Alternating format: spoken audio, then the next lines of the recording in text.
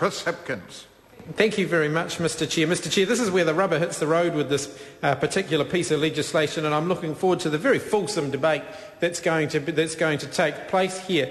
I'm interested particularly that nobody from the other side of the House has lifted themselves, has got to their feet and spoken in favour of this bill, given that 98% of the submissions to the Select Committee were opposed to it. So the National Party and the ACT Party are using their majority in the House to push this piece of legislation through, despite the overwhelming opposition at the Select Committee. It says something about the National Party's view of democracy, that despite the fact that the overwhelming number of submissions to the Select Committee were opposed to this, they are going to push it through anyway. Now, Mr Chair, one of the things that I want to talk about in particular is what this is going to mean for individual students and for the costs and the challenges that they currently face studying at their tertiary institutions. At the moment, students' associations, through a universal fee, provide very, very good value for money to students. Very, very good value for money for students.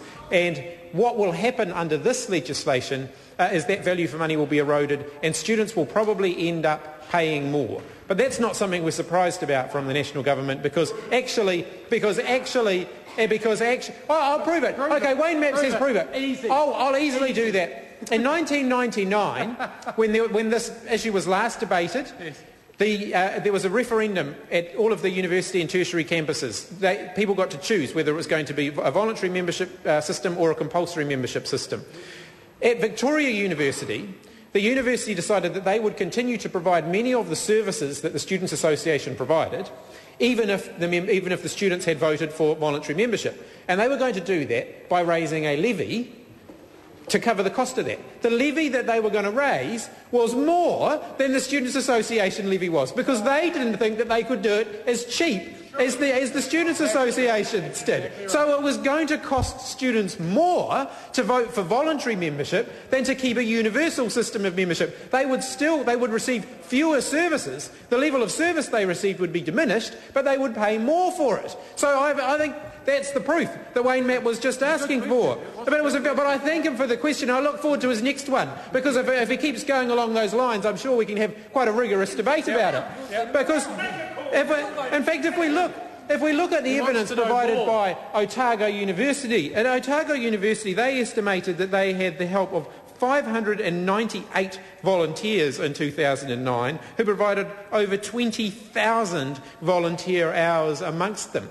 So all of these things are severely diminished in a universal, in a voluntary Students' Association membership regime. At the moment, students get a pretty good deal because there's a huge amount of free labour that goes into providing the services that many of the institutions, yes, they would seek to replicate some of the services that are provided by students' associations, but they would cost more.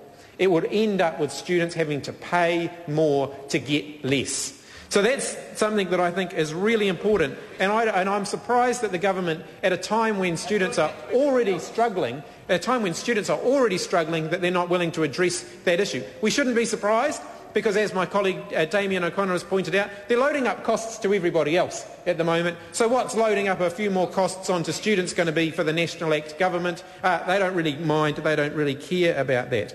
Mr Chair, the tertiary institutions themselves are opposed to this piece of legislation and submitted such to the select committees, because the tertiary institutions recognise that students' associations play a vital role not only in providing services for students but also in adding to the life of the university and in providing a student voice at very important decision-making points within the universities and tertiary institutions' processes. At Victoria University, where I was, student representatives coordinated by the Students' Association advocated for students' interests at all levels of the university. Starting at a pretty basic level, in each individual class, there would be class representatives who were there if a student had a difficulty with their class, a problem with their lecturer, a concern they didn't know where to go with, they could go to their class representative. Those people were coordinated by the Students' Association. They were trained on how to deal with the issues by the Students' Association.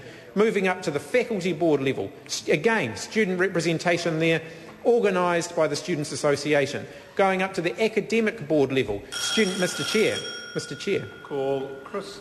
Thank you, Mr Chair. At the academic board level, again, student representation provided there, and as we just talked about in the last part, all the way up to the governing level of the institution, student representation, all coordinated by the Students' Association. So therefore there was a comprehensive system, there is a comprehensive system of student representation at tertiary institutions, and the reason the Students' Associations have a mandate to do that is because they have as their members more or less the entire student body.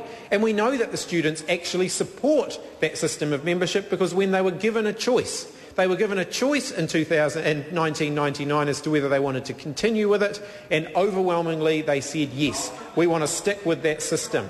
We want to stick with that system. Overwhelmingly, students said they wanted to stick with a universal system of membership. Now, I think it's perfectly legitimate to say from time to time that should be tested.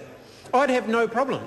In fact, I'd probably vote in favour of it if Heather Roy came into the House with a bill to have another referendum and to give students that choice. In fact, the Labour Party is offering that choice to the government now. If they actually want to provide students with a choice, we would happily support, and this debate would be all over very quickly, if the choice was given to the students to have the referendum, to determine that option is on the table, and this debate would be all over. If students were given that choice and they could determine, nope, we don't want a universal system of membership, we want a voluntary regime, we would accept that. If they wanted by majority to choose to continue to have a universal system of membership, as they overwhelmingly did when last given the opportunity to do so, we would also accept that. We think that the students of the institutions should have that choice, and I'm very disappointed that the National Party are voting in favour of a bill that denies them that option, particularly given the heritage of where that last choice came from. It was people like Tau Henare who actually negotiated that arrangement when Tony Steele put forward the bill in 1997, 1998, I think it was. Tau Henare was one of the pivotal players in securing that compromise that put this choice into the hands of students. And there's an awful lot at stake. And I think Tau Henare recognised that back then, and I'm disappointed that he seems to have stopped recognising that now and seems to have turned his back on the things that he was arguing in favour of when he put that amendment forward.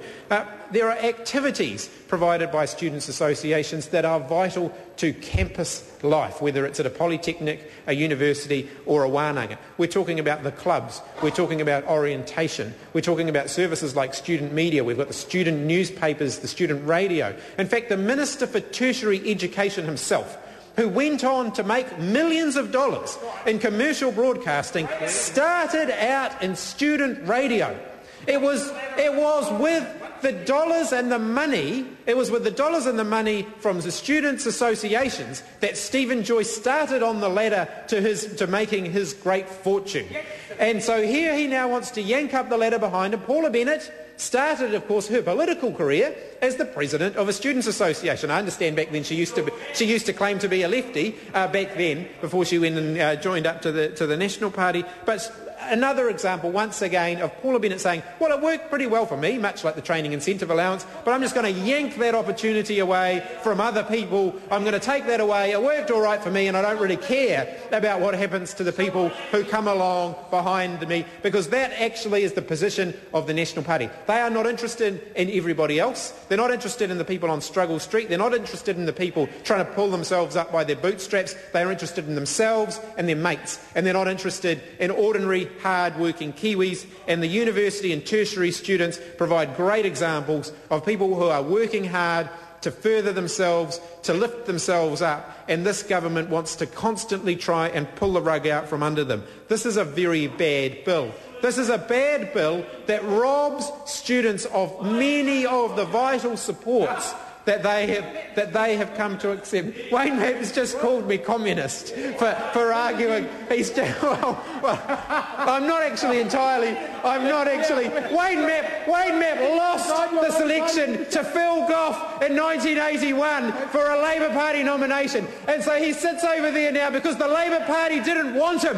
That's why Wayne Mapp's over there, and he's still bitter and twisted that he got beaten in 1981 by Phil Goff to be the be the Labour Party candidate in Mount Roskill, so he's all bitter and twisted and chewed up about that. He's all bitter and twisted and chewed up about that. But coming back to the point that I was raising before, Mr. Chair, this is a bad bill. Mr. Chair.